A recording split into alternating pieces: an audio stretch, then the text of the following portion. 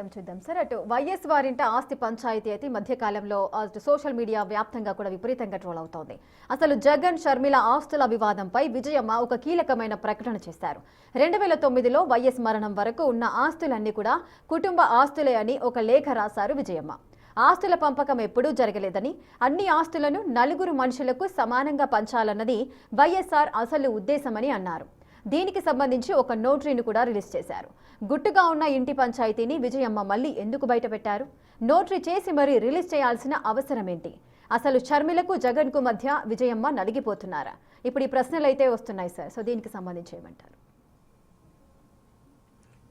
నలిగిపోవడమే స్పష్టంగా మీకు షర్మిల వైపు ఉన్నానని ప్రకటించేసింది. కోర్టులో సబ్మిట్ చేసి ఫైట్లో కూడా బహిరంగంగా లేఖలు విడుదల చేయడంలో కానీ, ఇప్పుడు నోటరైజ్ చేసిన లేఖ విడుదల చేయడంలో కానీ, సో జగన్ వర్సెస్ షర్మిల ఉన్న ఆస్తి పంచాయతీలో విజయమ్మ క్లియర్గా బిడ్డ వైపు ఉన్నది. సో ఎవరికైనా, ఏ తల్లికైనా కొడుకు బిడ్డల మధ్య పంచాయతీ ఉండి తాను ఒకవైపు ఉండాల్సి వచ్చినా కూడా అది బాధాకరమే కదా. కారణాలు ఏదైనా ఏ మదర్కైనా చాలా ఆవేదనతో కూడింది. ఎందుకంటే ఇదే జగన్ను ప్రజల ముందుకు తీసుకొచ్చి నా కొడుకును రాజశేఖర రెడ్డి బిడ్డను మీ చేతిలో పెడుతున్నాను, మీరే చూసుకోవాలి అని జగన్ కొరకు ఊరూరు తిరిగి ప్రచారం చేసింది తల్లి కదా. సో అందువల్ల సాధారణంగా ఏ తల్లి అయినా ఆ బాధ ఉంటుంది. ఆ మాట కడితే షర్మిలకు కూడా రాజన్న బిడ్డను జగనన్న వదిలిన బాణం అని చెప్పి జగన్మోహన్ రెడ్డి కొరకు పాదయాత్ర 100 కిలోమీటర్ల పాదయాత్ర పంచాయతీ వచ్చినప్పుడు బాధ, ఆత్మీయత, అనుబంధాలు ఇవన్నీ ఏమైనా అనే బాధ, ఆవేదన ఉంటుంది. ఎంత డబ్బులు సంపాదించినా, ఎన్ని పదవులు అలంకరించినా, ఎన్ని ఆస్తులు పోయినా, పోయేటప్పుడు అయితే పట్టుకపోము. పోయేటప్పుడు మిగిలేది ఆత్మీయతలు, అనుబంధాలే. ఆత్మీయతలు, అనుబంధాలే కరువైనప్పుడు జీవిత సారమే పోయినట్టుగా భావిస్తారు. అందువల్ల మీరు అన్నట్లు విజయమ్మ నలిగిపోతలేదు, ఖచ్చితంగా నలిగిపోతారు. ఎందుకంటే కుటుంబం రాజకీయంగా భర్త ముఖ్యమంత్రిగా చాలా పేరు తెచ్చుకున్నాడు, కొడుకు ముఖ్యమంత్రిగా 5 ఏళ్ళు ఉన్నాడు. సో ఇలాంటి రాజకీయంగా చాలా ఉన్నత స్థాయికి వచ్చిన తర్వాత ఈ కుటుంబంలో జరిగే పరిణామాలు మనం చాలా ఇబ్బందులకు తెస్తుంది. ఏ మదర్కైనా అది సహజం కదా. సో కానీ మనకు ఈ ఆస్తి పంచాయతీలు, రాజకీయ పంచాయతీలు ఇదేమి కొత్త కాదు. పొలిటికల్ ఫ్యామిలీస్ దేశం అంతటా ఇది ఉంది. కొన్నిసార్లు ఆస్తి పంచాయతీ ముందుకు రాకపోవచ్చు, రాజకీయ పంచాయతీ ముందుకు రావచ్చు. కానీ ఆ రాజకీయ పంచాయతీకి మూలంగా అంతర్లీనంగా ఆస్తి పంచాయతీలు కూడా ఉంటాయి. టోటల్గా ఉండవని చెప్పలేము.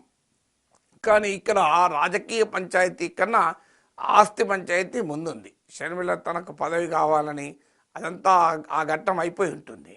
ఇప్పుడు మీకు కవిత ఉంది, కవిత ఆస్తుల పంచాయతీ కూడా ఉంటే ఉండవచ్చు. కానీ రాజకీయ పంచాయతీ సమాజం ముందు ప్రజెంట్ చేయబడుతుంది. కానీ షర్మిల జగన్ల మధ్య ఉన్న పంచాయతీ ఆస్తి పంచాయతీగానే ప్రజెంట్ చేయబడుతుంది. సో రాజకీయ పంచాయతీ అయితే కొత్త కాదు. మీకు బీహార్లో మీకు లాలూ ప్రసాద్ యాదవ్ కుటుంబం బహిరంగంగానే పంచాయతీ ఉండదు. ఆఖరి కూతురు కూడా ఈ మధ్య నేను కుటుంబంతో సంబంధాలు తెగదంపులు చేసుకుంటున్నా అని ప్రకటించేశారు కదా. సో అన్నదమ్ముల మధ్య అయితే మామూలు ఘర్షణ లేదు కదా. అక్కడ లాలూ యాదవ్ కూడా నలిగిపోతున్నాడు కదా. సో అటు తేజస్వికి చెప్పాలా, తేజ్ ప్రతాప్ చెప్పాలని. కరుణానిధి, అలగిరి, స్టాలిన్ల మధ్య నలిగిపోయాడు, అలగిరి పక్కకు పోయాడు. సో మీకు కుటుంబంలో భిన్నమైన ఆకాంక్షలు ఉంటాయి కదా. అందువల్ల మీకు ఇదేమి ఎన్టీ రామారావు కుటుంబంలో చూడలేదా మనం? ఎన్టీ రామారావుకు చంద్రబాబు నాయుడుకు మామాళ్ళకి మధ్యనే అతిపెద్ద పంచాయతీ కదా అది. ఇంకైతే చాలా హిస్టారికల్ పంచాయతీ. ఆ తర్వాత మీకు చంద్రబాబు నాయుడుకు రామారావు కొడుకు బావమర్దుల మధ్య మీకు హరికృష్ణకు పంచాయతీ, హరికృష్ణ బయటికే వెళ్ళిపోయాడు.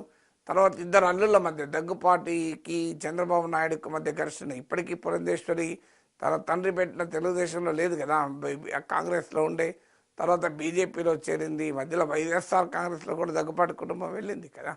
సో అందువల్ల మీకు తెలుగుదేశానికి అత్యంత తీవ్రమైన ప్రత్యర్థులైన కాంగ్రెస్లో, వైఎస్ఆర్ కాంగ్రెస్లో కూడా ఎన్టీఆర్ కుటుంబ సభ్యులు వెళ్ళారు కదా.